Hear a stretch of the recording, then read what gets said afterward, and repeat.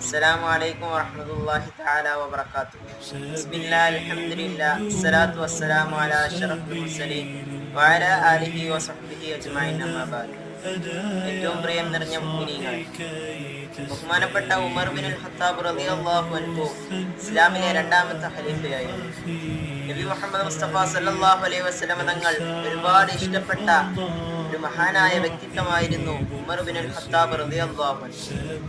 മഹാനവറുകൾ ഒരിക്കൽ സല്ലല്ലാഹു അലൈഹി വസല്ലം തങ്ങളുടെ വീട്ടിലേക്ക് ഇങ്ങനെ കയറി വരുന്നു.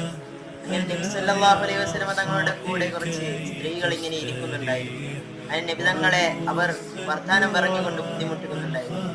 അങ്ങനെ ഉമർ ബിൻ ഖത്താബ് റളിയല്ലാഹു അൻഹു കയറി വന്നതും ആ സ്ത്രീകളെല്ലാം അങ്ങ് ഓടി ഒളിക്കുകയാണ്. ഹിജാബിന്റെ മറയിൽ പോയി അവർ ഒളിച്ചിരിക്കുകയാണ്. അങ്ങനെ ഉമർ ബിൻ ഖത്താബ് റളിയല്ലാഹു അൻഹു ചോദിച്ചു, എന്താണ് നിങ്ങൾ ഹിജാബ്